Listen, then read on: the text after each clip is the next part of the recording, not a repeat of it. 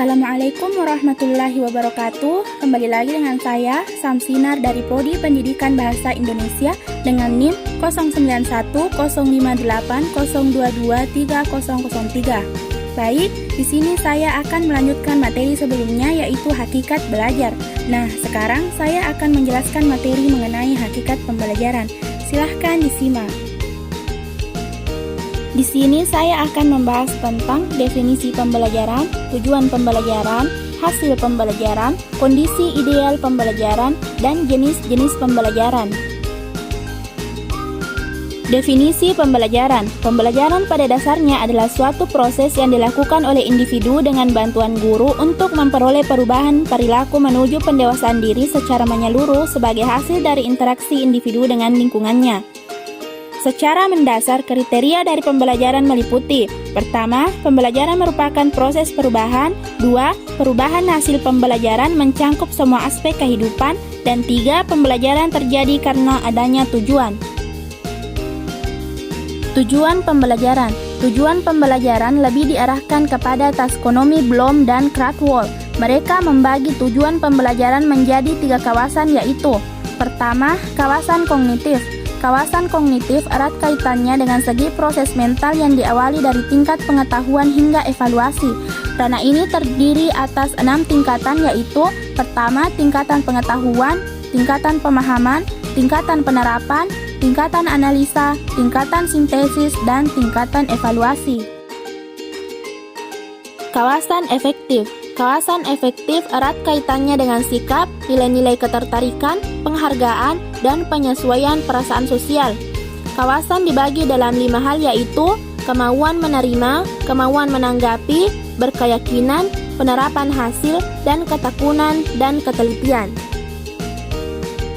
Kawasan psikomotor.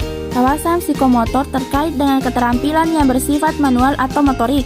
Kawasan psikomotor terbagi atas beberapa bagian, yaitu: persepsi, kesiapan melakukan tugas, mekanisme, kemahiran, adaptasi, dan organisasi. Hasil pembelajaran. Taksonomi Bloom membagi tujuan pendidikan ke dalam 3 domain, yaitu sebagai berikut. Pertama, kognitif domain atau ranah kognitif, mencangkup perilaku-perilaku menitik beratkan kepada aspek intelektual seperti pengetahuan, pengertian, dan keterampilan berpikir. 2. Efektif domain atau ranah efeksi, berisi perilaku-perilaku yang menekankan aspek perasaan dan emosi seperti minat, sikap, apresiasi, dan cara penyelesaian diri.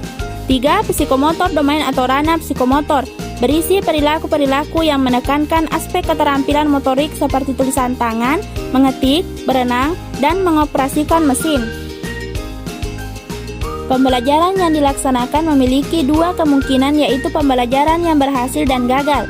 Pembelajaran yang gagal terjadi ketika tujuan yang sudah ditentukan tidak tercapai dengan baik, sedangkan pembelajaran yang berhasil yaitu ketika mencapai hasil yang diharapkan.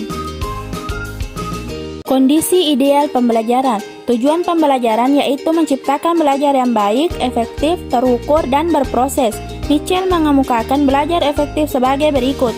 Pertama, perhatian peserta didik yang aktif dan terfokus kepada pembelajaran. 2. Berupaya menyelesaikan tugas dengan baik dan benar. 3. Peserta didik mampu menjelaskan hasil belajarnya. 4. Peserta didik berani menyatakan tidak setuju. 5. Peserta didik terbiasa untuk mencari alasan kenapa bisa salah. 6. Dalam menyelesaikan masalah, peserta didik mengambil contoh pengalaman hidup. Dan 7. Peserta didik bertanya dengan rasa keingintahuan yang tinggi. Jenis-jenis pembelajaran. Dilihat dari aspek pembelajaran yang dicapai dapat dibedakan menjadi beberapa macam, yaitu: pertama, pembelajaran keterampilan; 2. Pembelajaran sikap; 3. Pembelajaran pengetahuan.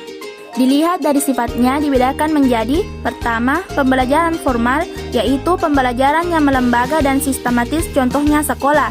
2. Pembelajaran informal, yaitu tidak dilakukan secara sengaja untuk pembelajaran, semisal melalui pergaulan di rumah dengan teman sebaya, TV, radio, ceramah, dan lain-lain.